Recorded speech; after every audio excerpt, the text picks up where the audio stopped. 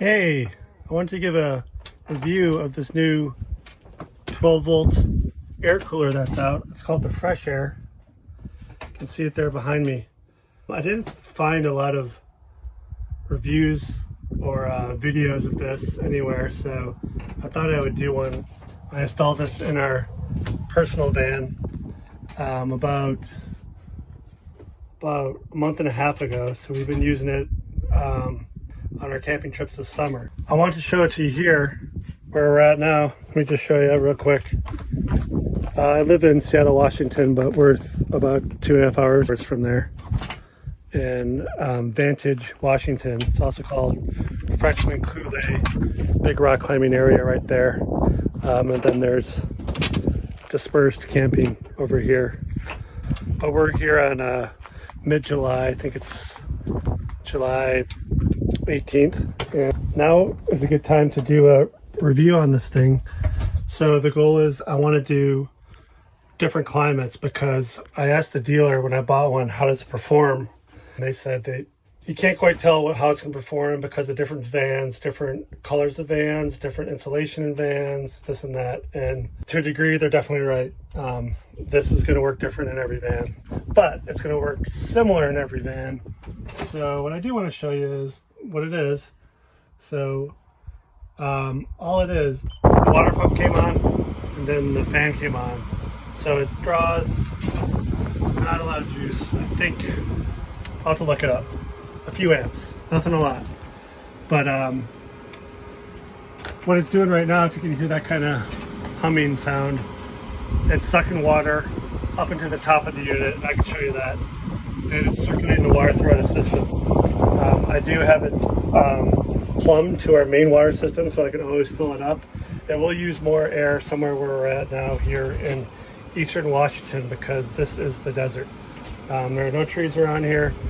I need to check what the relative humidity is. I can tell you it's about 85 degrees right now. It's late afternoon where it's the hottest. So I have a temperature gun and I wanted to do some different tests to see what's coming out of here. I can tell you this is an optimal condition for it. Low humidity, this thing is going to work the best. This is going to work great where we're at right now. And then the company has told me it works pretty good up to about 70 degrees humidity. It will work well in places like Colorado, eastern Washington, California, Oregon. But as for the test, right now, this piece of wood, for example, is 83 degrees. Out there, it's about 100 on the ground. Like I said, it's about 85 temperature, what my phone says. So this thing's going to be blowing out definitely colder air than what is there. Right now it's reading 70, and I have got it down. I did this about 5 minutes ago. Yeah, there you go. So 68. The reason why I like it, we can use it just where we're at right now, which is both the back door of this van and the side door of this van are open. If this was an air conditioner, these probably should be shut because you're expending a lot of energy to try to cool the place. So I like this for a situation like this because I don't really have to worry about it. Solar power and our battery bank is taking care of that. I don't have to think about it. I do have to maintain the water, but we have about 30 gallons that we carry on board, so it doesn't use that much water. So I don't have to worry about that as well.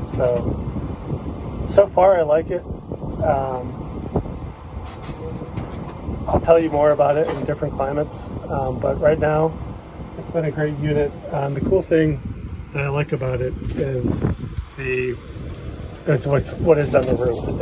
It's low profile. If you have a rack, it's going to sit pretty low. If you've seen the MaxxAir fans, it sits lower than MaxxAir fans when it's shut. So what that means is, and it doesn't go up or down or anything like that, it's just a shroud that goes over the mechanism that does the cooling. The cool thing about that, you can put a solar panel over it. So that's what we did here. I'm in Wyoming now. We're on a road trip from Seattle to Colorado. We're on our way back now. My first night back, we were outside, or probably about an hour from Tetons, Grand Teton National Park. I did notice that this stopped running, so I did just do a test. It's blowing about 79 degrees, and it's roughly that out. It's 80 something right now. It's 82, 84 when we were pulling in. So I want to give an update because when this does run out of water, you can see that low water will start to blink. It does not beep or anything like that, so you kind of have to keep an eye on it to know when you run out of water. There's no real gauge other than that sign to tell when you're out of water. I've been driving for 3 days now. We're from Seattle, making our way to Colorado. And I want to give an update on the Fresair. It's really hot out here today. So it's at least 85 out. But the Fresair, I just did check this, so I wanted to update this. 69, 70, 72, 65, 60, 56. Okay, so that's 54. This is the coldest I've ever had this register. 53 point something, 52.2, 51.9. This is the coldest I've ever had a register, so it is about 30 degrees cooler than what it is outside. Definitely at least plus 20 degrees cooler that's coming out of here. I just have it on low. This will be more than enough. Probably almost too cold to run it all night. So this is what the Fresair looks like on the top. One of the reasons I like this is it's pretty low profile. This is about this bar on this roof rack is about 3 inches off the van, so this is a little over 3 inches. I'll show you soon why you can use that to your advantage. In comparison, here's the max fan, which sits a little bit higher when it's closed, and then obviously this comes up. Can't cover it or anything like that. But the Fresair, there's no operable parts up here. You have your air intake, which sucks through these vents right here. It goes through a filter and water. The product looks like this is a 400 watt panel, but you basically can cover it with whatever size you want. So again, that's the nice thing of this thing, especially on a 144 Sprinter, where you have limited space up here. You can still fit a large panel. I could actually even fit a bigger one, but we're going to put some other storage right there. And this 400 watt panel is enough. Definitely check out the FAQ page. I noticed that they recently updated that. It's got a lot of good information on there, especially a chart about relative humidity. So you can do the math and figure out if this is right for your location. I did talk to one of the reps, and he said they are going to be coming out with a remote for it, which would be nice because we did fall asleep with it in Spokane, Washington, and it's pretty dry out there. And it was too cold, so there's no thermostat on it, so it's either on, or you can either have it on as a fan doing the cooling with the water, and that's it. So you can't just it won't turn off at it when it reaches a certain temperature, so that's something to keep in mind, which is fine for us. But we do sleep with our 2-year-old in here, so we kind of we can't have it too hot or too cold. If it was just my wife and I, we could probably sleep with it on and sleeping bags. You'd be fine. And as far as the unit itself, I'm super happy with it. I'm going to as far as the unit itself, I'm super happy with it. It's been working really good for us this summer. I'm a van builder here in the Seattle area, and I have been recommending these to clients, and we're going to actually put one in our next build. So I do recommend this. It's going to go back to relative humidity and where you live. So if you live somewhere like Florida or somewhere where you're definitely going to need an AC anyways, this is probably not going to be the best for you. So in conclusion, you might notice things look a little different in here. I shot a lot of this video actually 2 summers ago, so I've now had this for 2 seasons.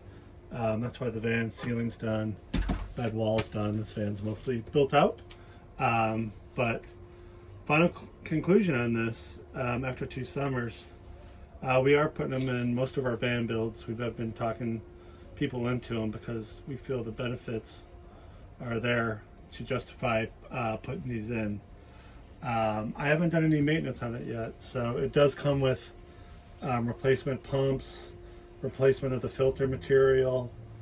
I haven't done that yet. It's not going to be that crazy to do. It'll be an afternoon. We do, like as I mentioned, it's covered with the solar panel, so you got to take off the solar panel. So it's kind of a thing to do the maintenance on it. It's worked fine, so I didn't have to do it. Maybe I might have to do it next season. I'll push it off probably as long as I can, as long as it's working. But it's been working good. The only thing is that I don't like about it is it tells you when the water is out. A little green light blinks. However, when you're filling it up, you don't know how much to fill it up, and you cannot overfill these things. The way we hook them up to our freshwater tanks is there's a valve there, and we either do a motorized or a manual on-off valve, and when you turn it on, you can't see, or you have no idea how much water is going into that roughly 5-gallon holding tank. So you don't want to see that because it's just a plastic. It will start to expand. There's numerous spots that water could potentially overfill. So when I fill it up, you just kind of put water in there for 3, 4, 5 seconds, and that's good, and that'll last you for hours, and then you can come back and do it again. So that's the only thing that's not great about it. Besides that, I'm happy with it and would recommend.